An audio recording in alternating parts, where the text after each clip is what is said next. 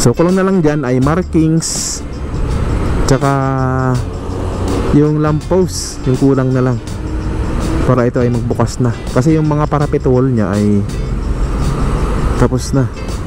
Ayun, at yun na yung ano. Yan. Kapansin-pansin yung nilagay nilang mga rebar dito sa gilid ng mga precast concrete slab. Kasi dito ay tuloy-tuloy naman, marami naman silang tao. Ayan o, nasa taas, saka sa baba o. Tuloy-tuloy naman yung trabaho dito.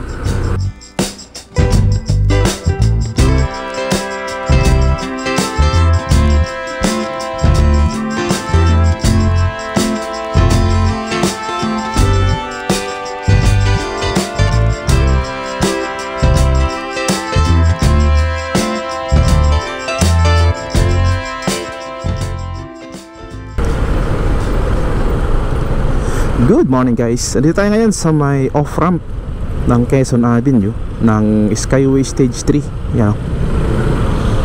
At dito ay kitang-kita natin na tukod yung traffic dito. Yan dito. Hanggang doon na yun sa may Quezon Ave. So balik ngayong araw ay mag-update tayo dun sa Nalex. Pero daan man tayo dito sa may ginagawa nilang off-ramp dito sa kabila, sa tawid lang ng Quezon Ave, yung ginagawa nilang off-ramp na kahalili nitong off-ramp dito.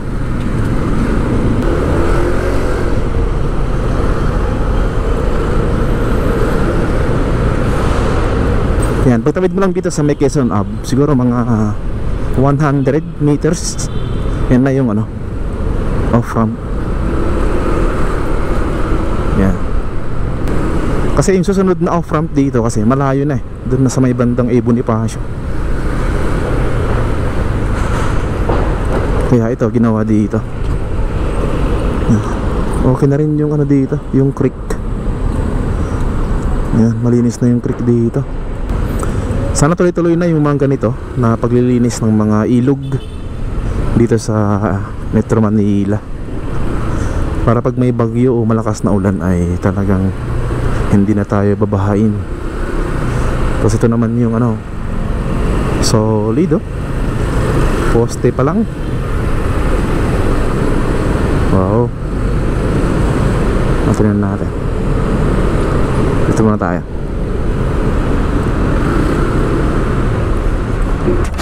So yan, as you can see dito, makita nyo dito yung parapet wall nya. Yan o, kompleto na. Yan.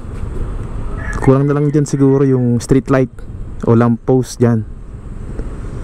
Tapos sa area na yon, oo, lamp post rin yung kulang. So check natin sa drone para makita natin yung kabuuan nito.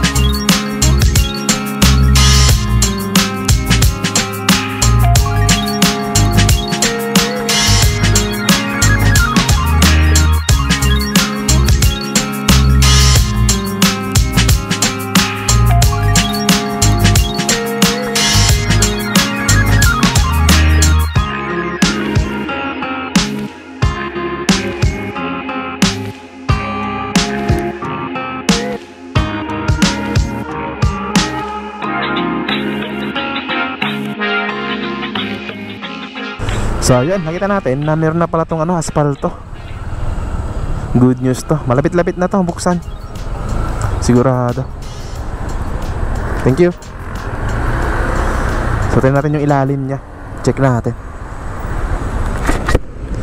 So kulong na lang dyan ay markings, tsaka yung lamppost, yung kulang na lang para ito ay magbukas na. Kasi yung mga parapet wall niya ay tapos na. Yan, itong kalsada dito na pakanan. Yan.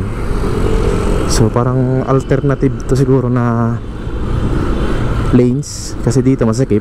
So pwedeng dumaan dun yung iba. Pwedeng 4 wheels yan, pwedeng mga motor. Yan, tapos dito ay meron ng asfalto yung pababa dito. Oo nga, inaayos na dito hanggang dito sa may poste na to. Ayos, good news to sa mga kababayan natin na taga rito sa bandang malapit sa Quezon Ave. Dalawa na yung option nyo. Pwede ka nang mag-off ramp dun sa before mag Quezon Ave, tapos dito after ng Quezon Ave. Alright, so yan, dito tayo sa may Nalex. I-update natin yung Nalex ngayon. Let's go. Alright, dito tayo sa may bandang NLEX, dito sa may East Service Road northbound. Yan, dito ay makikita nyo dito na may mga hinuhukay sa gilid. Ito yata yung drainage nya, yung kagaya dun sa kabila. Yan, hanggang dito yan sa may bandang footbridge. So ito palang Nalex o Northern Access Link Expressway ay may haba na 136 kilometers na dito mag-umpisa dito sa may NLEX, dadaan sa may Valenzuela papuntang New Manila International Airport, dadaan sa Malolos, Pampanga, and then Tarlac. Kukonekta yun sa may Tiplex. So mahaba-haba to. Tapos yung Salex naman ay may haba na 40 kilometers. Yan, mas maiksi yung Salex. Doon naman yun sa may bandang Nabotas, sa may Arten. Alright, so daan tayo dito sa may footbridge, tawid tayo sa kabila.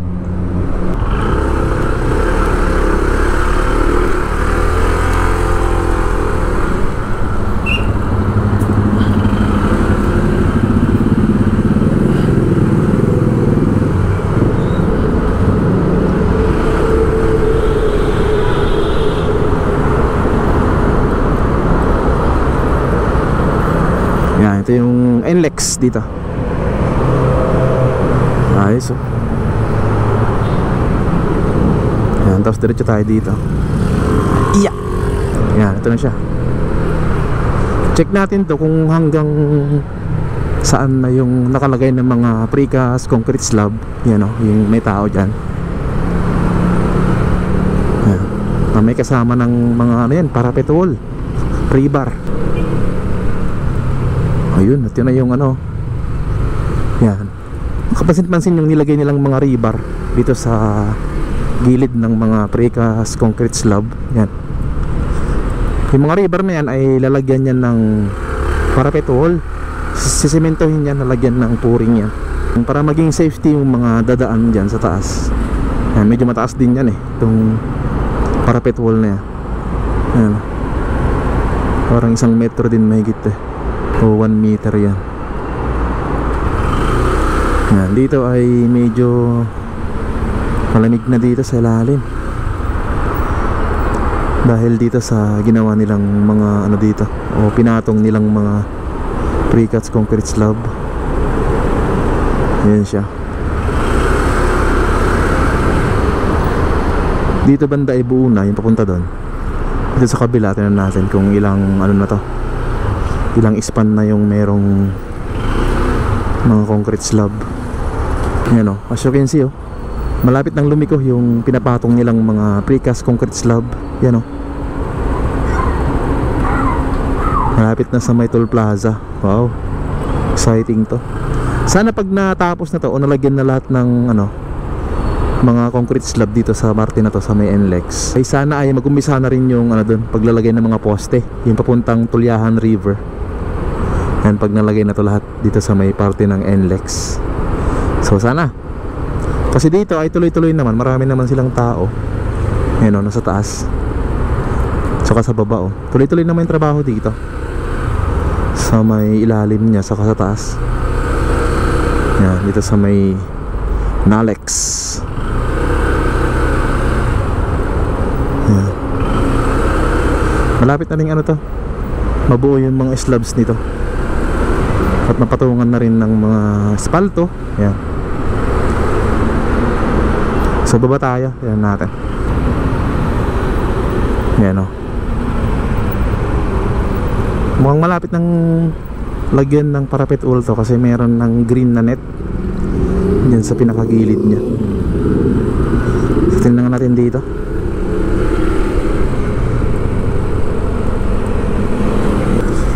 Medyo matagal pa to kasi dito pa lang sila sa may NLEX eh. Pero pag natapos naman to ay laking bagay to, o laking tulong sa mga papuntang norte